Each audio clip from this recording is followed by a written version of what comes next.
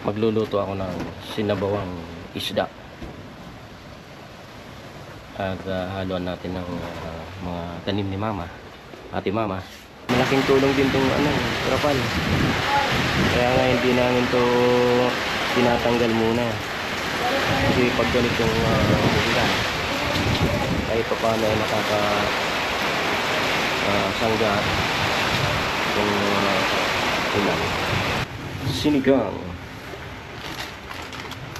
suto na yan. Lagyan lang ng sili, magpaalis ng lansa. Urugo adi, tadi sa loob.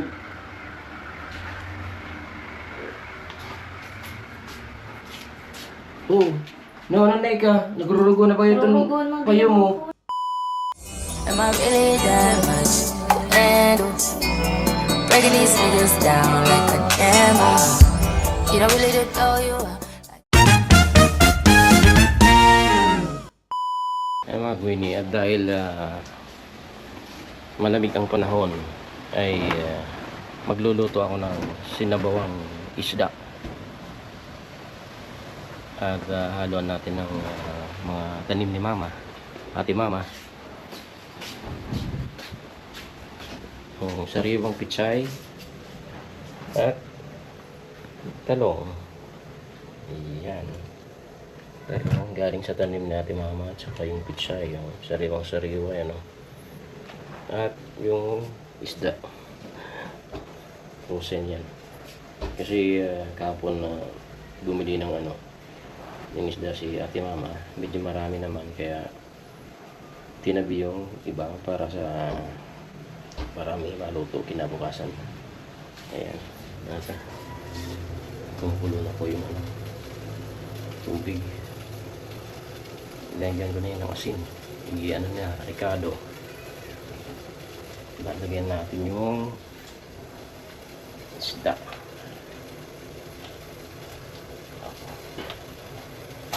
Masyado usin to Ayan. Lagyan na po natin yung isda.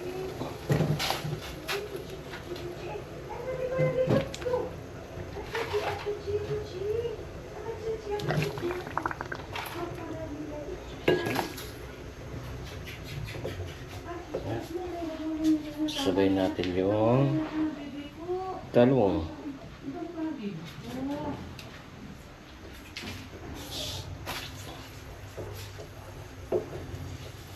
Mamaya na yung pichay kasi madaling maluto yun.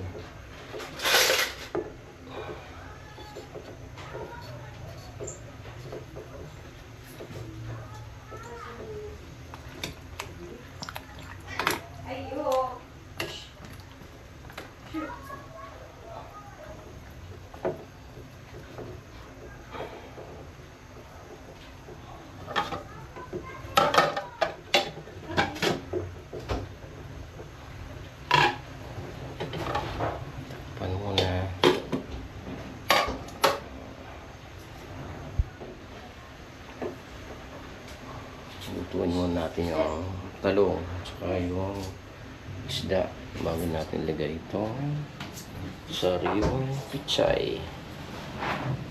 Yan. Hindi natin hindi natin ganyan na yan.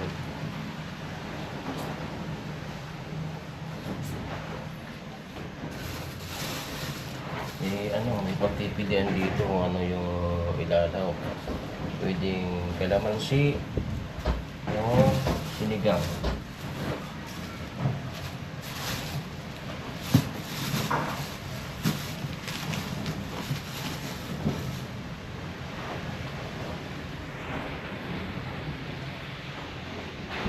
Yan, bumuhos na naman yung ulan, may kasamang hangin.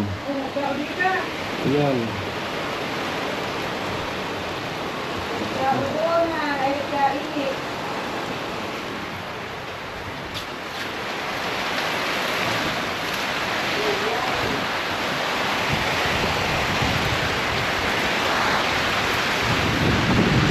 Buti may trapal dito sa harapan.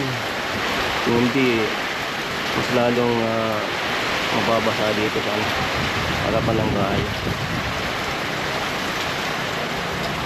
Malaking tulong din itong trapal. Kaya nga hindi namin to tinatanggal muna. Kasi pag ganitong ulan, kahit pa paano ay sangga itong ulan. Sa mga hangin grabe.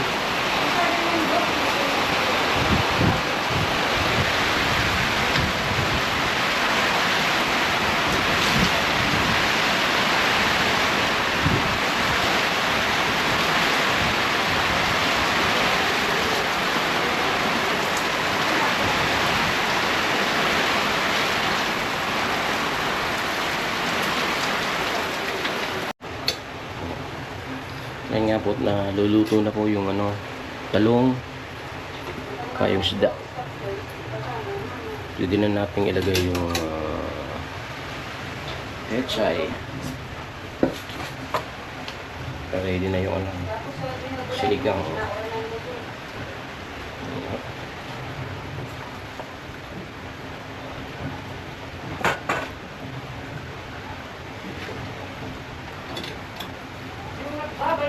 Yung masarap na ulam sa ganitong malamig na panahon, dapat meron kang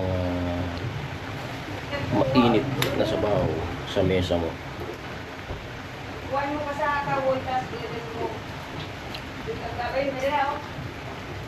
Okay. Mga ilang minuto. Iwan natin. Tapos ay lalagyan na natin ng sinigang. Suto na yan. Bakit asili? Sili malaki. Ay, yung sili kagabi. Sili yung maanghang. Naguyo. Ari na. Hindi na yan. Ano yan? Pampahalis ng lansa.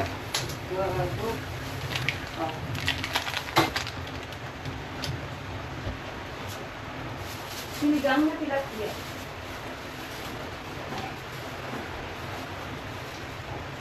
Lagyan naman ng sili. Pampahalis ng lansa. Yan yung konting luya. Sigurado hindi malang sa'yo. Ano ko nga? Ano pa lang yan? Asin. Tapos lalagyan ng sinigang. Wala bang sinigang. Diyan mo na. Luto na yung talong. Tama na. Yung tilapia luto na. Yung tilapia lang ito. Tatlo, dalawa. Apat na malalaki. Isang maliit. Nakalimutan ko prituhin.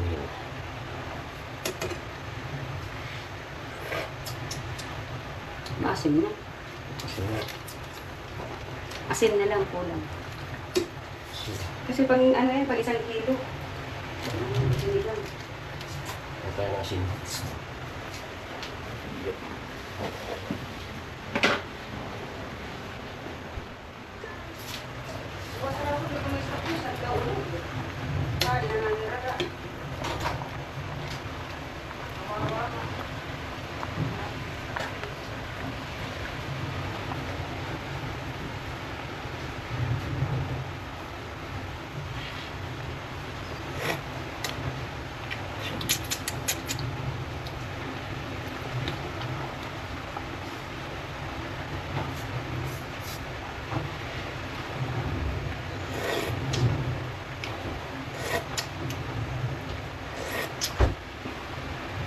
Ayan.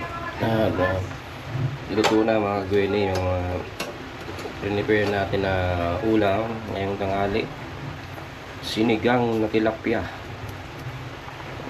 Ito ang tama sa malamig na panahon at maulan.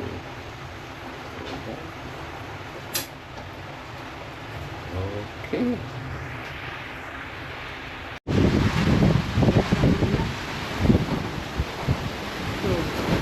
Yung upuan ulit. Diladala.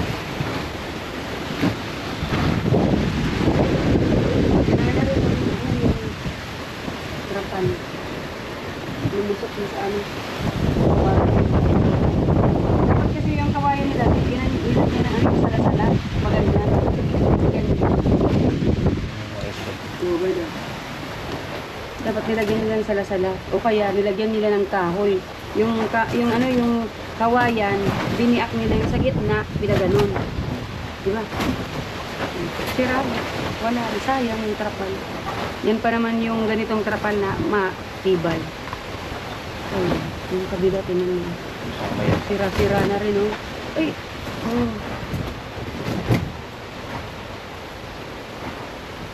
Grabe. Wala kang balos yung hangin. Magawin sa kadi sa taas. Wala lang ano. Masugat dito. Uy! Mas palamig dito sa terrace. Ayan. Paparating pa. Ulos. Talagang hanggat nananalasa yung bagyo dun sa Northern Cagayan ngayon, ngayong araw ay ganito rin yung maranasan natin dito sa ating bayan.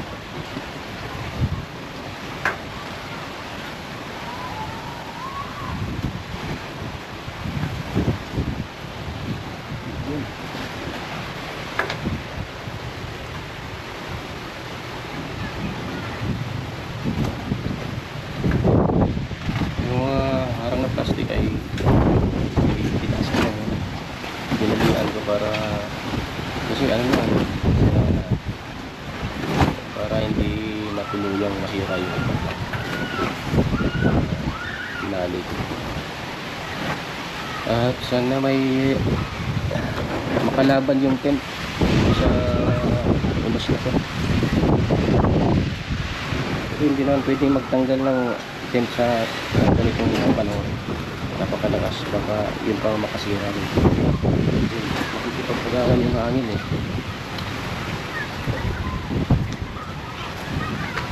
Yan, tuwang-tuwa pa yung mga bata. Naliligo sa ulan eh. Normal lang sa kanilang ganitong panahon. Ito sa ano. Talagang masaya pa silang ganyan yung nangyayari. Siyempre mga bata eh. Oh, yan.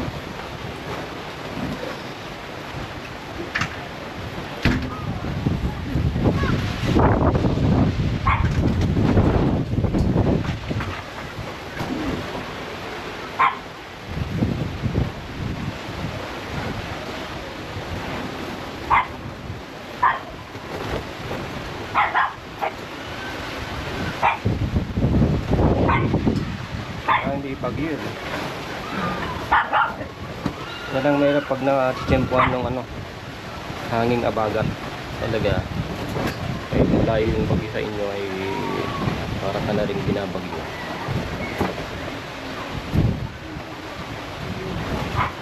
Kaya na yung pit sa kabilang. Ano, kawayan kasi yung ano, kawayan lang naman yung sahod ng ano. Yung tent na yan.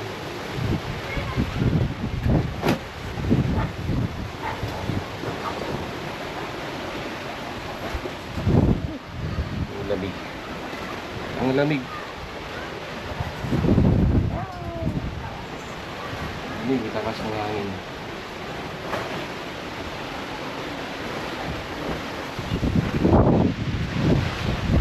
Yung panahon na hindi mo na kailangan na gumamit ng electric fan, aircon, kasi centralized na yung hangin eh. Libre pa.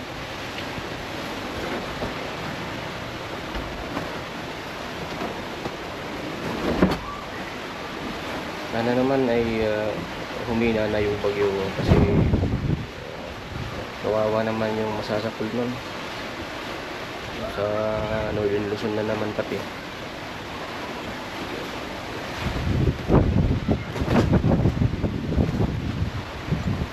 Sana'y safe sila. Kasi pag ganitong panahon, hindi naman natin alam kung ano yung posibleng mangyayari. Pero mas maganda yung mauna ka na mag-ingat. Kasi alam naman natin kung ano yung dala ng bagyo.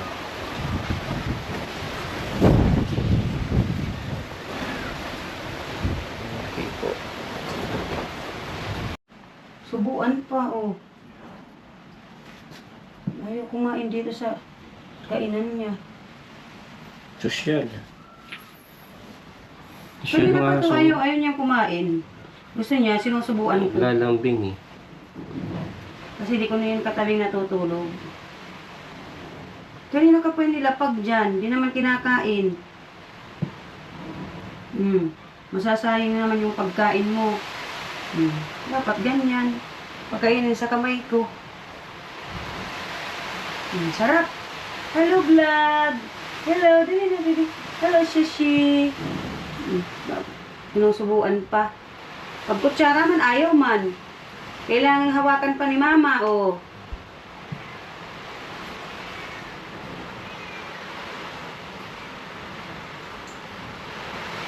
Kanina ko pa yan nilagyan ng pagkain, ayaw naman kainin. Pero ba rin na ito na mga butangan. Yan. May natapon na isa kainin. Para di masayang. Tapos ikaw na lang mag-isa kumain, ha?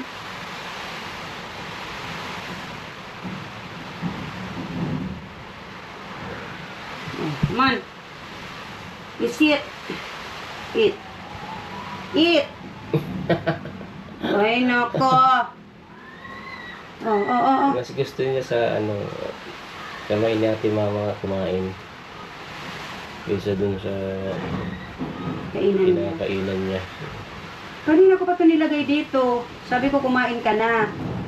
At nag-aalmusal ka tanghali na. Oo. Ayaw na? Yan na. Mamaya naman. Umiiyak. Mamaya naman. Inom ka na. Oh. Inom ka na. Inom na. Oh, drink water. Sushi, drink water.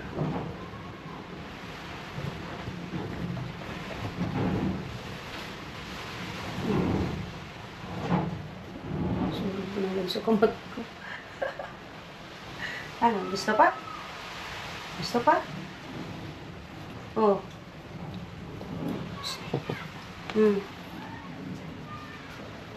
Gusto pang gaon. Tuhuli sa di ba bawgan? A few moments later. Sino di ka mukha? Ano di? Rugo adi. Adi sa loob.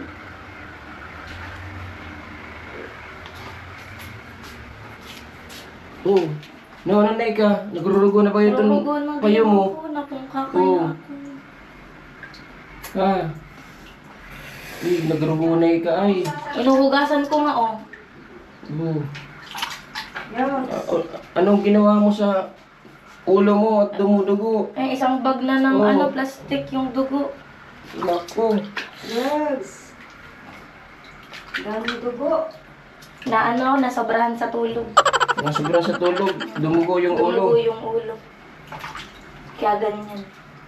Inuhugasan ko na, hindi maalis-alis yung dugo sa ulo.